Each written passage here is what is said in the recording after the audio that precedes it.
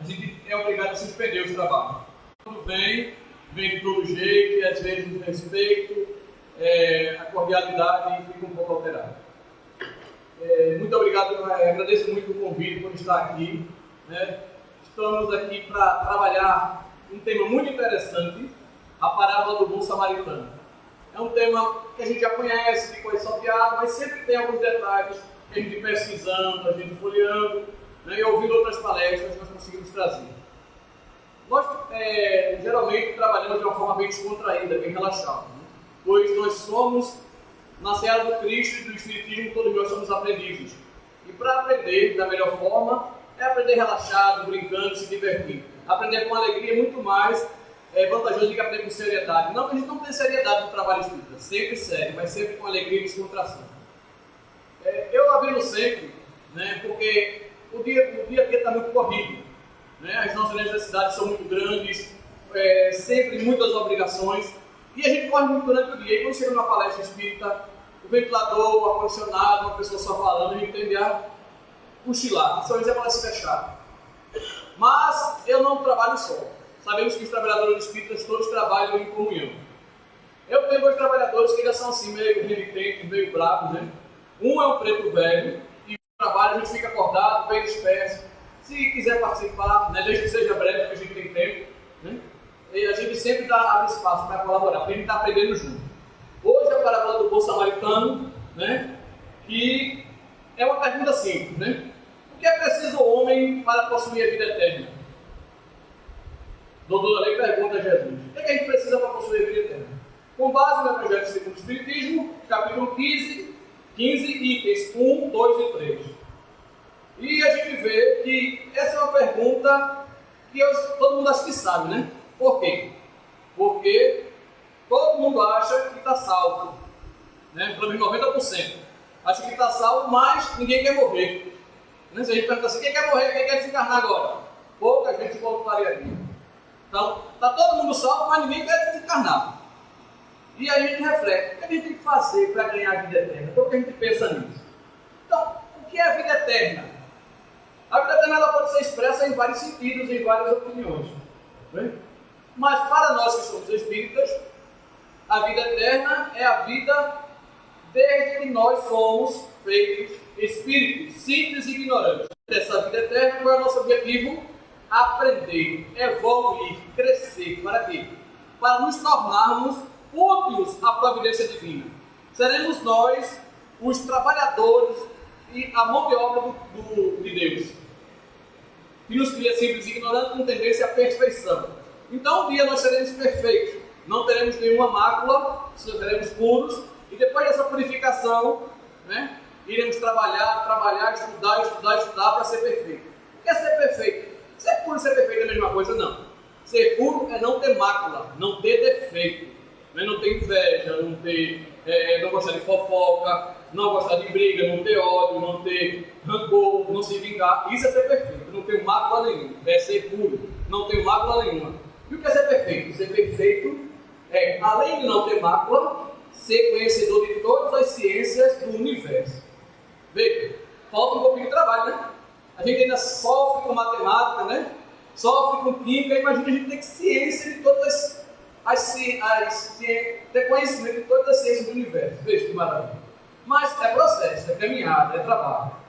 E aí, diante dessa perfeição, mas quem não acredita nisso, acredita que a vida eterna se fará depois da morte do corpo, onde se seguirá o juízo, e o juízo, né, decide se você vai para o céu, viver eternamente comendo manjar, né, tocando arco e voando para lá e para cá, ou se você vai para o inferno queimar, né, no caldeirão do capeta.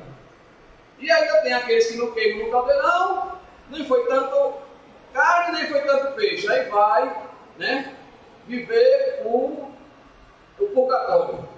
Mas a gente acredita nisso, entre ação e reação, causa e efeito. Se eu fui bem, se eu fiz o bem, eu colho o bem. Se eu fiz o mal, eu colho o mal. Por isso, a alusão ao sofrimento e a alusão à vida de resplendor, de felicidade. Essa é a teoria da vida eterna para a gente. Então, a gente vê que Jesus, né, na época da Páscoa, o que era a Páscoa antigamente? A Páscoa hoje é a comemoração, né, do desencarne de Jesus, mas antigamente a Páscoa era a comemoração da fuga do Egito. Quando eles conseguiram atravessar o rio Nilo, né? É Nilo? É. Não, Mar Morto, né? Quando eles conseguiram atravessar o Mar Morto, e aí não estavam mais ao alcance do imperador do Egito, do faraó, aí eles escaparam da zona do faraó. E a partir daí, eu disse Nilo, mas ninguém me corrigiu, não foi? Estou prestando atenção não, né? Presta atenção. E aí, aqui, ir para Jerusalém. E Jerusalém, nesta época, ela recebia milhares de pessoas, centenas de milhares de pessoas. A população dela, dizem que era aproximadamente de 100 mil pessoas. Mas no momento da Páscoa, se passaria a ser 1 milhão de pessoas. Veja, quantas pessoas migravam para lá neste momento? As pessoas iam para lá para festejar a Páscoa, a libertação. Depois, com o tempo, a Páscoa se torna o quê? Se torna a festa, ou a comemoração, ou a menção ao desencarne do Cristo. Mas nesse tempo não era. E aí, Jesus vem, passa em Samaria, e quando ele passa em Samaria com os seus apóstolos, um dos apóstolos pede abrigo a um samaritano. Olha, ele está com fome, está com sede, quer repousar, tem condições de fazer ficar aqui? Aí o samaritano diz, não, não, posso ajudar vocês não. Aí eles passam por Samaria e seguem para Jerusalém. Chegando em Jerusalém, já com fome, cansados, exaustos, com sede, antes de serem recepcionados, ele é questionado, ele para um momento com os seus discípulos ali, ele é questionado por um doutor da lei. Né? Aí o doutor da lei diz, Jesus, mestre, né? O que temos que fazer para ter a vida eterna? Era um doutor da lei, uma pessoa que tinha altos conhecimentos. Quem era doutor da lei, geralmente não era uma pessoa ignorante, nem uma pessoa simples. Geralmente uma pessoa que tinha postos, tinha estudo, tinha vasto conhecimento. E ele faz a pergunta como se fosse colocando uma certa armadilha, uma certa malícia para que Jesus respondesse. Mas Jesus não era louco para cair em armadilha de louco. Mas Jesus rebate a pergunta. O que está escrito? Ele era doutor da lei, ele saberia. Se perguntasse talvez um homem comum, o homem comum talvez não soubesse. Mas o doutor da lei tem a obrigação de saber. Aí devolve a pergunta, né? Aí o doutor diz, amarás ao Senhor teu Deus de todo o coração, de toda a tua alma, e amarás ao teu próximo como a si mesmo. Vamos trabalhar um pouquinho nisso. O que era amar a Deus de todo o coração, de toda a tua alma, de toda a tua energia? Então, amar a Deus acima de tudo. A gente tem que amar a Deus acima do pai, da mãe, do filho, da esposa, do carro, né? Do dinheiro do banco, dos tesouros que a gente tem que amar a Deus acima de tudo. Mas se a gente não ama a Deus, né, se a gente prefere muitas vezes amar aos bens materiais, amar as pessoas, a gente está errando. Então a gente tem que amar a Deus acima de tudo, com toda a nossa força, com toda a nossa condição. Deus tem que estar em primeiro lugar em nossa vida. Aí ainda assim, aqueles povos que têm vários deuses, que não conhecem o nosso Deus, chegará o momento deles, eles estão no processo de crescer. A gente ama a Deus. É só orando, só rezando, só acreditando nele? Não. Primeiro a gente tem que ter fé.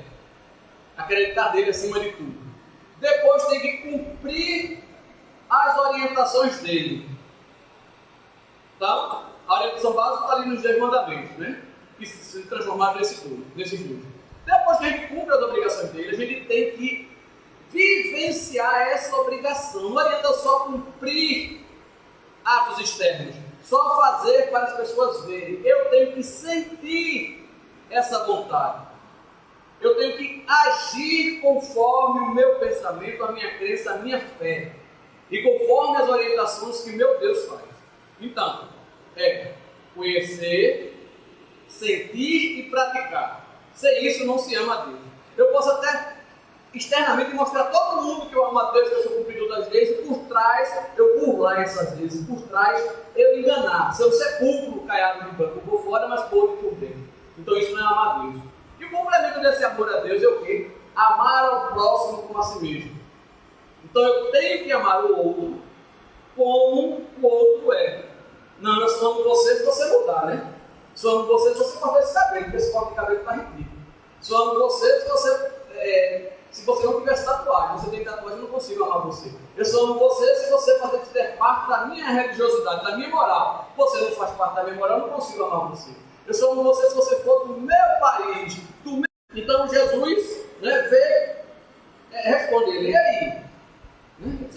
Pronto, respondeste bem. Faz isso e viverás. Veja, faz isso e viverás.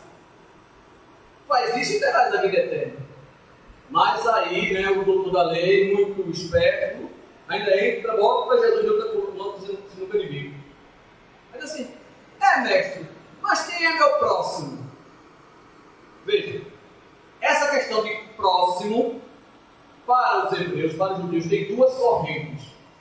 A primeira dizia que próximo era o irmão, era o judeu. Meu próximo é o irmão judeu. Se não for judeu, não é meu próximo. E a segunda corrente era que meu irmão é qualquer pessoa. Meu próximo é qualquer pessoa. E aí, quando ele coloca isso, se Jesus dissesse, teu próximo é teu irmão, aí ele disse, não, mestre, mas na minha versão, na versão que eu acredito, o meu próximo é meu irmão, não é qualquer pessoa. E aí, o debater ia dizer que ele estava se contradizendo. Jesus, muito esperto, muito ciente da situação, aí diz, olha, não sabe quem é teu próximo não? Vou te dizer. Vinha um homem, descendo de Jerusalém, descendo que ele estava vindo de Jerusalém, e foi pego por assalto. Passa o primeiro homem. Quem é o primeiro homem que passa? Um sacerdote, uma pessoa que conhecia as leis de Deus, uma pessoa especialista nas leis de Deus. Esse sacerdote passa, vê o homem moribundo, sofrendo, e acreditando estar morto, vai embora. Depois disso, vem o levita.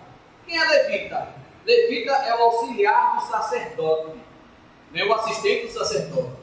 Vê o homem jogado ao chão, observa ele, o sacerdote não fez nada, eu vou mandar também, e passa. E aí vem um samaritano, viajando, vê o homem caído, desce do seu cavalo, vai, o assiste, o acode. Detalhe, passa ali vinho e azeite. Por que ele passa vinho e azeite no homem? O vinho é álcool, e o álcool é antisséptico.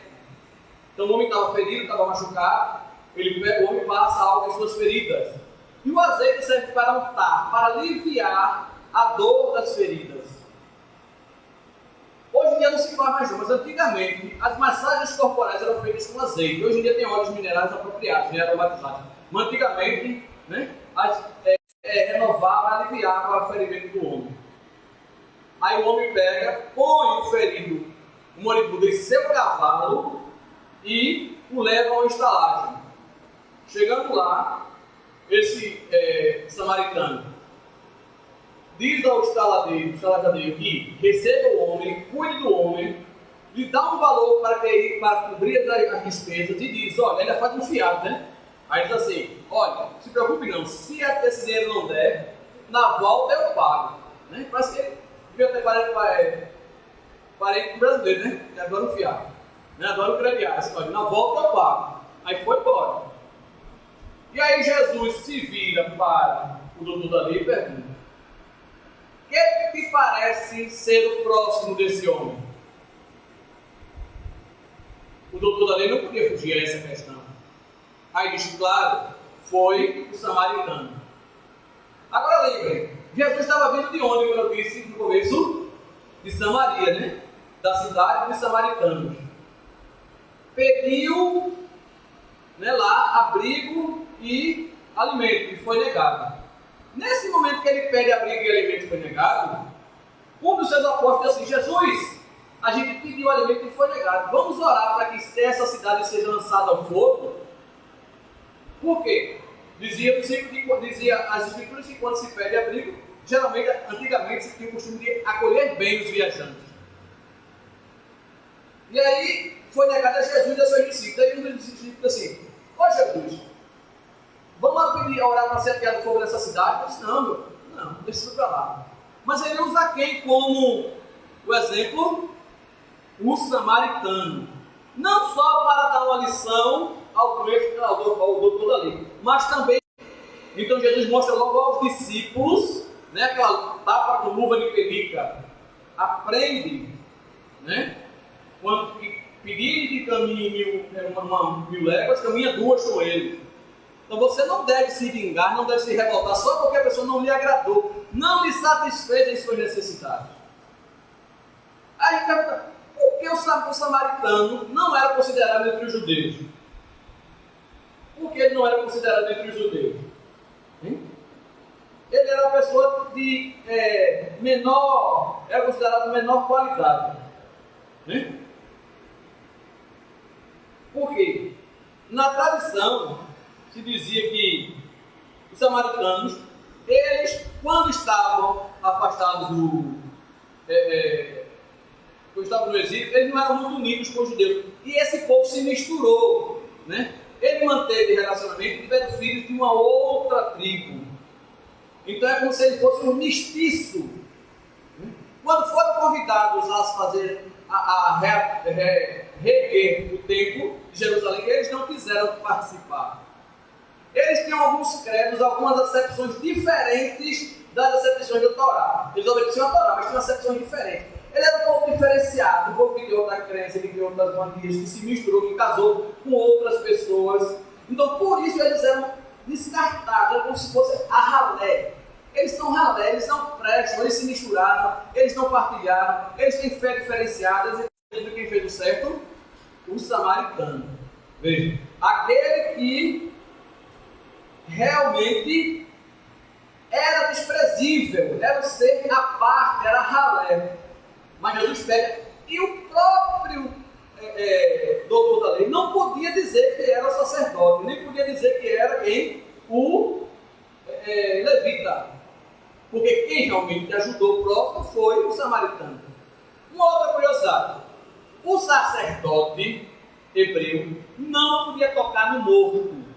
Porque se ele toca no morto, ele tem que fazer um ritual muito longo, muito complicado, para se limpar.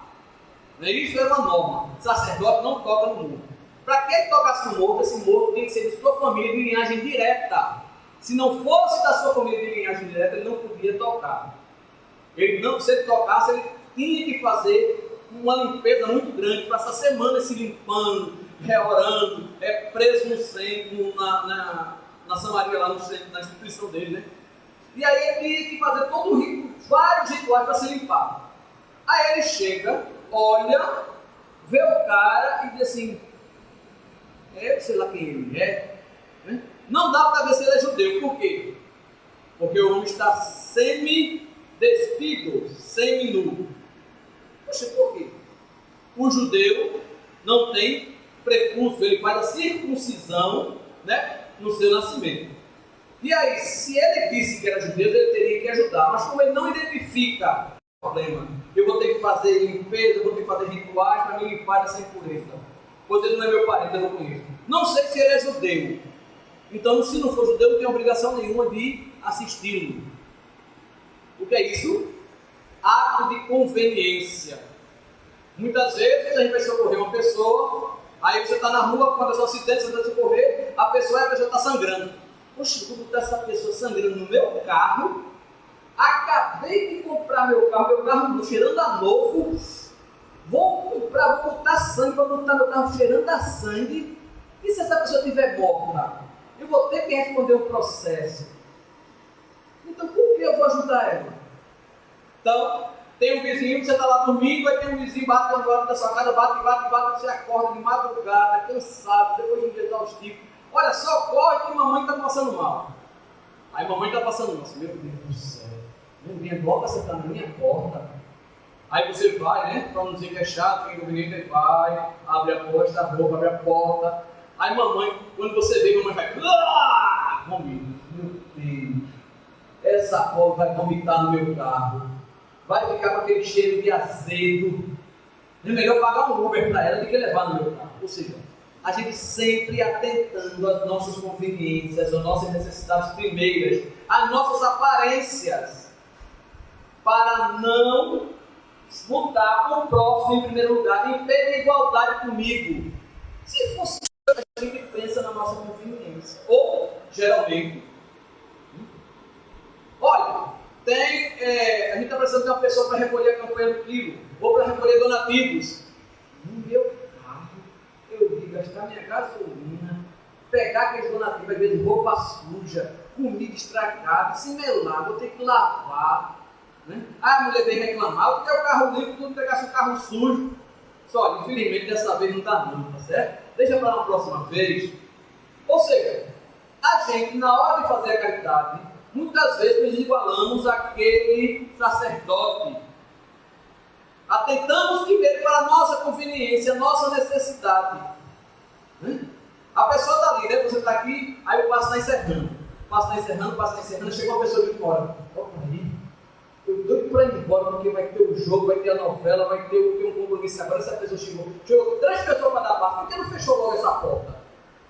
Né? Ele não foi tomar passo no outro dia. Ele não chegou cedo. Ou seja, sempre atento às nossas conveniências, igual lá o doutor da lei. Mas a gente não se apercebe disso. A gente acha que o doutor da lei é quem não presta, é quem foi egoísta, quem pensou nele, quem não cuidou da pessoa ferida. Sempre a gente apontando o dedo para o outro. Mas lembre, quando a gente aponta o dedo para o outro, olha, 1, 2, 3, 4 apontando para a gente. Porque a gente sempre consegue ver o argueiro, né, no nosso aquele que pode precisar, como nós podemos precisar. Se eu que precisei, fui bem atendido, fui bem assistido, por que eu não fazer isso por outro? A gente acha muitas vezes um bem, um item, né? E eu tenho uma amiga que disse que achou um celular, né? A pessoa botou o celular em cima do carro e quando fez a curva o celular caiu. Aí ele chamou uma coisa que caiu do carro, aí foi e pegou. Quando ele pega o celular e percebe um iPhone novinho, né? Aquele da maçãzinha, novinho, zerado. Esse, poxa, olha que maravilha. Mas a pessoa deve estar aperreada, né? Porque perdeu o telefone novo. A gente perde o telefone hoje, é uma tragédia, né? Tem banco, tem documento, tem tudo dentro do telefone. É a vida da gente no telefone. Aí ele disse, poxa, então vou guardar, a pessoa deve ligar. Ele disse que no mesmo momento, uma pessoa religiosa se dirige para ele, sei que tem um telefone, eita, que maravilha, vamos dividir. Eu vou dividir contigo, por que sou eu que achei? E mesmo assim o telefone não é meu, o telefone é da pessoa, a pessoa deve ligar e eu vou devolver. Devolver nada, desliga logo para a pessoa não ligar. Vê, e a pessoa era religiosa, vivia citando versículos da Bíblia. Mas na hora de praticar, na hora de executar os versículos da Bíblia, ela esqueceu que era religiosa, que vivia citando os versículos da Bíblia. Não, desliga para a gente ficar com o celular, a gente divide. Eu disse, eu não vou dividir contigo não. Quem achou que se uma pessoa não vier buscar, não conseguir, eu não vou dividir contigo não. E aí ele disse que ele se o celular cair em tal canto, assim, eu estou em tal canto, você venha pegar que eu lhe entrego. Meu Deus, graças a Deus, a pessoa foi lá, ele entregou, a pessoa agradeceu, perguntava quanto era, eu disse, não, do jeito que eu queria que entregasse o meu, eu estou entregando o seu. Vai embora, e vai em paz. Eu posso fazer alguma coisa com você? Não precisa não. É meu dever, vai em paz. Mas a outra religiosa queria o quê? Dividir o celular do outro, veja. É assim que a gente faz. Uma vez eu perdi o celular. Aí liguei para ele, atendeu. Disse, bom dia, esse celular é meu, eu perdi, estou precisando dele e tal. Eu até dou uma gratificação. Não, agora é meu. Não, minha senhora, seu não é meu. Eu comprei, está no meu nome. Não, é meu. Problema seu. Você que perdeu, que dançou. Minha gente, se eu pudesse entrar no telefone para apertar o pescoço dela, eu ia entrar. Pela linha celular assim. Ô, miséria! Me dá o meu celular. Mas naquele tempo não tinha esse rastreamento, não tinha nada não. Eu fiquei, mas minha senhora, o celular é meu. Eu lhe dou uma gratificação. Não, seu nada. Dançasse, agora é meu. Tchau, querido. Meu amigo, eu fiquei possesso da vida. Fiquei morrendo de vontade de pegar o pescoço dela, mas infelizmente não dava, nem tem que desapegar. Então, perdi. Tem que comprar outro. Mas por quê? Porque a gente geralmente atende a nossa conveniência, atende a nosso mediatismo e esquece do que a gente prega, do que a gente pensa, do que a gente faz. Né? Então, essa é a situação. A gente repete, né? E viu que o sacerdote ia longe, o sacerdote passou por ele e não fez nada. Eu vou fazer por quê? Se ele não fez, eu também não vou fazer. O levita olhou, o levita também, como ele auxiliar do sacerdote, se tocasse no morto, teria que fazer alguns rituais, era mais leve, mas teria que fazer. E o levita segue o sacerdote nas ações. Poxa, o sacerdote não fez nada, eu vou fazer. Que nada? Poxa, e vira, tá bom, passou. Porque ele também não poderia pegar um morto, bem, também atendeu as suas conveniências. Agora, qual é o problema maior do levita? Ele se guiou pelo exemplo errado. São cegos sendo guiados por cegos. Muitas vezes, a gente vem à instituição, ao centro espírita, à igreja, à religiosidade, e não procura aprender por nós mesmos. Não procura tirar nossas próprias conclusões. O que a gente faz? Copia quem está na frente, copia aquele palestrante que fala bem, que fala com entusiasmo, copia aquele palestrante famoso, copia o diretor, copia o médium, copia e não tira nossas próprias conclusões. E às vezes esse indivíduo está equivocado ou tem interpretado inadequadamente a doutrina espírita. E aí o que a gente faz? Copia o errado. Certa feita eu conversava com um espírito e ele dizia que estava desencarnado e que tinha sido barrado na igreja dele, né? Porque espírito desencarnado chegar na igreja não entra não, viu? Não é feito aqui não. Aqui um amigo se desencarnar, um trabalhador da casa desencarnar, a gente recebe de braços abertos, né? Se ele vem no trabalho médico, aguardar o juízo. E não acredito que a pessoa, o espírito volta e quer participar da igreja. Aí o espírito reclamou, se eu não posso entrar na minha igreja. Né? É isso aí, meu irmão, mas é o meio deles interpretarem, né? Eles interpretam que você não é bem-vindo lá, mas você é bem-vindo aqui. Mas eu não gosto daqui não, aquele negócio de demônio. Você não, meu irmão, demônio não. Veja o que tem aqui. Quantas pessoas têm trabalhando, quantas pessoas têm assistindo. Mas sempre aprendi com o pastor que era negócio de demônio. Diga.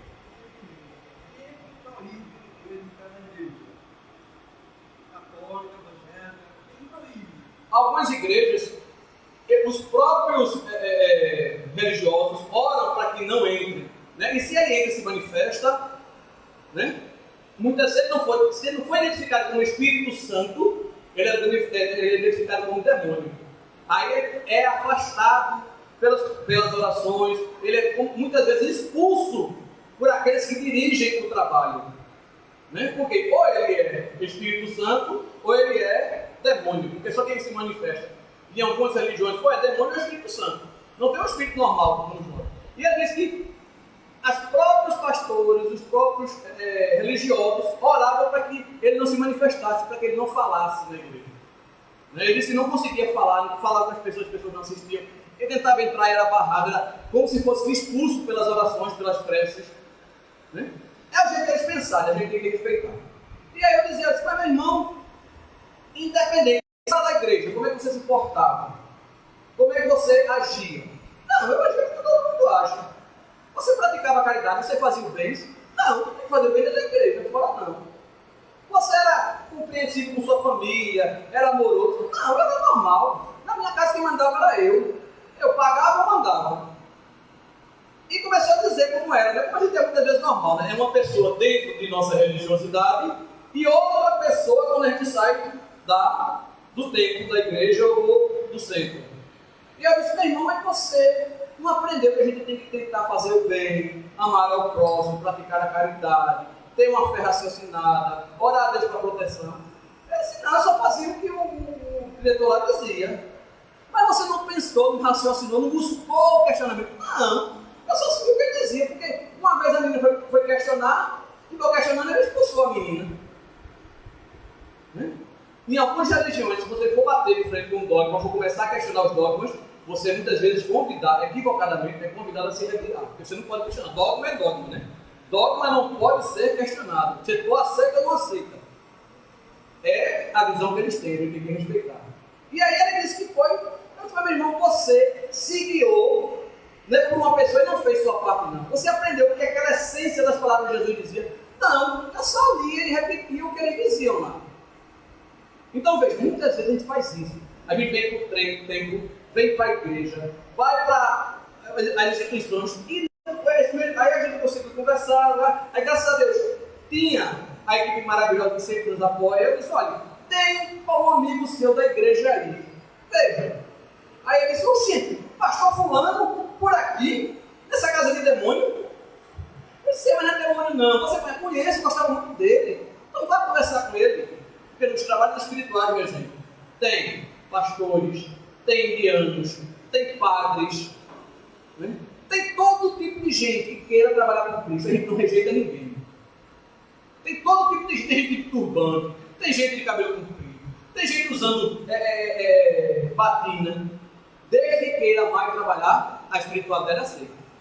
Esteja com a integridade e a seriedade de ajudar a igreja mais, a espiritualidade aceita. Não tem nenhuma diferença. Não. E aí ele seguiu, né, foi orientado. Um outro chegou para mim e disse assim: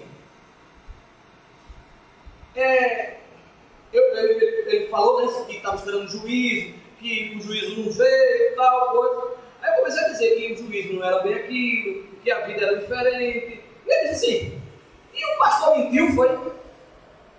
E aí, meu Deus, o que é que eu vou dizer? Eu vou dizer que o pastor mentiu, eu não posso, né, desdenhar da crença do outro. Meu Deus, me ajude, né? Espiritualidade, me ajude, que eu não posso dizer que o outro mentiu.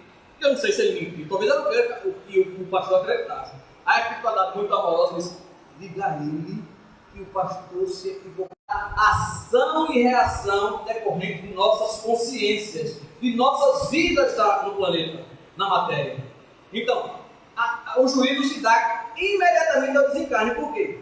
A gente vai colher as consequências do que nós plantamos quando na carne. Se nós alimentamos pensamentos negativos, pesados, de vingança, de ódio, vamos para essa região. Se nós alimentamos pensamentos de amor, de carinho, de fraternidade, nós iremos para essa região. Vai depender de cada um. Então o julgamento é individual, não é coletivo, não é de mundo que não. Vai depender do que eu fiz, plantio e colheita. E aí ele disse: meu pastor mentiu. Eu disse: meu Deus, eu disse: não mentiu não. Ele apenas se equivocou na interpretação. Mas ele vai também aprender essa interpretação e vai ver como você. Você quer ir para um lugar, a gente vai conversar, você vai aprender, você vai aprender como é que funciona, como é realmente essa vida de depois da morte, depois do desencarne. Não pode dizer que o espírito morreu não, né? Porque o espírito está sofrendo, ignorante. Se você quer dizer: meu, o que está acontecendo comigo? Você morreu, ele morre na hora. Então não pode dizer que ele morreu. A gente sabe que não há morte, a gente não acredita na morte. Acredita na morte da carne, mas o espírito fica. E com toda a sua consciência, todas as suas qualidades definidas. E aí ele conseguiu seguir. Mas ele voltava para os estudos e ficava querendo perguntar através do meio, querendo perguntar. Era uma pessoa bem curiosa. E graças a Deus ele foi atendido, foi orientado e aprendeu. Mas a gente não pode julgar a religiosidade dos outros. Mas o levita, né, que foi que ele fez? Ele foi guiado por uma pessoa e se guiou pelo erro. Para o samaritano. Veja, o samaritano desceu, acolheu, tratou, pagou. Mas o samaritano faz uma coisa mais admirável ainda. O que geralmente as pessoas faziam? Os escravos andavam a pé enquanto os senhores andavam no cavalo. Esse samaritano, ele desce do cavalo, faz a parte da caminhada a pé até a estalagem e bota o ferido no cavalo. Ele trata o outro como senhor e ele assume uma postura como se fosse escravo naquele tempo. Porque o senhor que tem o luxo que anda a cavalo, o escravo anda a pé. Então veja, ele assume uma postura de humildade, de simplicidade. Veja como Jesus consegue jogar. E quem era esse? Era o samaritano, aquele desconsiderado, aquele que era ralé, aquele que era rejeitado, mas que Jesus coloca na situação que o doutor da lei não pode dizer que ele não presta. E tem que reconhecer ele como exemplo. Veja como Jesus era maravilhoso e inteligente. Então ele valoriza uma raça que naquele instante está desvalorizada. Ele quer dizer o que com essa lição? De que não é por raça, não é por credo, não é por time, por partido, ou por irmandade de país, de região, ou amor pessoal, que a gente terá uma vida melhor no futuro. É simplesmente pelas obras, pelas ações que nós praticamos. Não adianta só falar de amor, de caridade, de benevolência. Não podemos esperar aplausos, né? A gente não pode esperar, não, eu vou fazer isso porque no futuro, né, eu vou dar passos, essa semana eu vou dar 1000 passos, né, esse ano eu vou dar 1000 passos, que é para eu poder ter bônus horas lá do outro lado, quando eu for desencarnar, né? Eu desencarnar, vamos estender o tapete vermelho, aí vem um bocado de tocar trombeta, porque eu sou o exemplo, né, do cristão, da pessoa perfeita. Mas chega em casa, não respeita a esposa, não respeita o marido, não respeita os filhos, não respeita o colega de trabalho, falta trabalho, se aposenta antes do tempo, falsificando, né, os atestados médico. Cadê sua ação como cristão? É só dentro do centro, só dentro da instituição, só dentro da igreja? Não.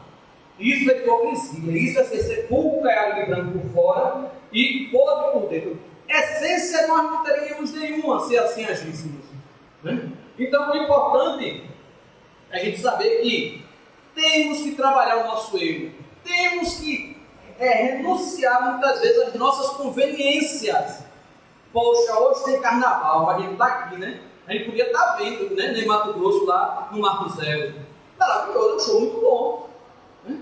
Podia estar vendo o batuque do Maracatu, do bate virado, bate solto, né? Mas a gente está aqui, né? Tem gente que veio para dar passe, né? Tem gente que veio para atender a minha necessidade, que eu estou fazendo um tratamento, e vim tomar parte, vim falar. Tem um monte de gente trabalhando, fora a espiritualidade, né, que não cessa de trabalhar. Então, a casa vai cair de novo. Eu tenho que ajudar, mas para isso eu tenho que aprender, tenho que me desenvolver, tenho que me dedicar ao aprendizado de como ajudar. Eu não sei como te ajudar, mas eu vou tentar te ajudar. Então, pede ajudar o outro, busca sem interesse, sem querer prêmio, sem querer reconhecimento. Né? Então, a gente vê que a gente tem um exemplo muito interessante.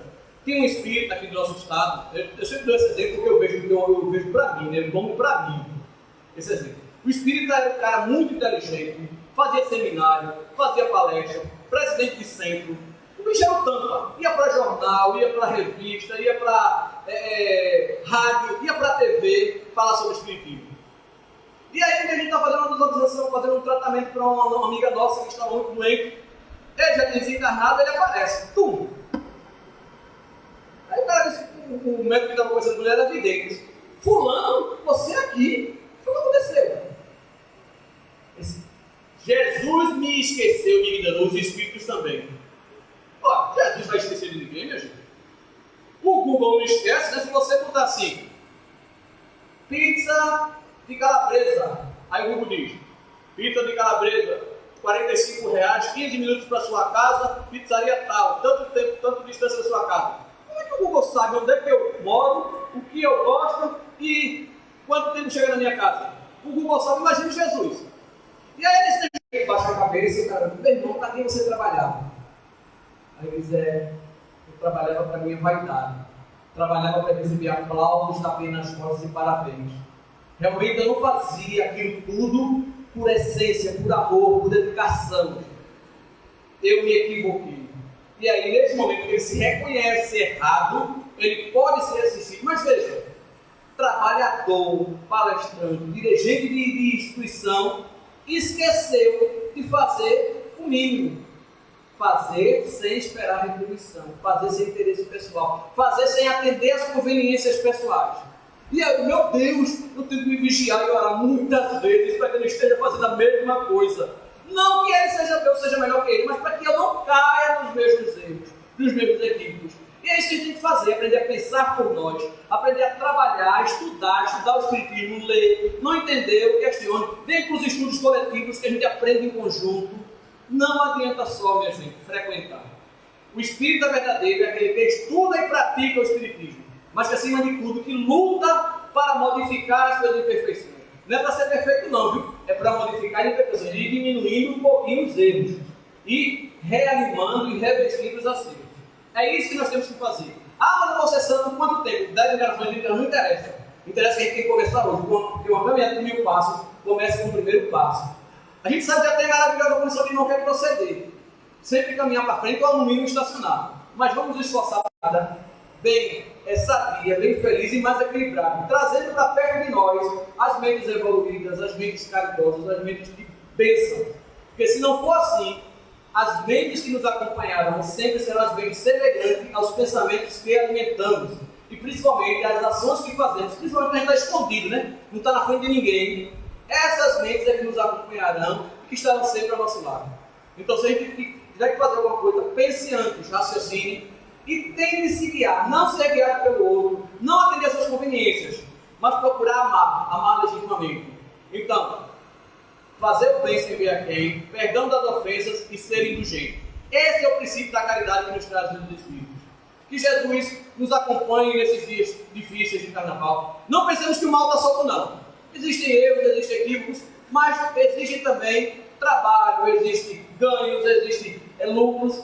Que a gente possa orar para que sejamos todos conduzidos na paz e na harmonia. Que estejamos brincando ou não, mas que possamos passar por este momento, que é o país está feliz, mas que tem muita gente que ainda se equivoca em seus procedimentos, e que a gente possa orar para que nossos amigos, nossos parentes e até os nossos inimigos saiamos todos desse período momesco com paz, harmonia e felicidade. Prontos para recomeçar o ano, né? Pelo Brasil, onde só começa em março.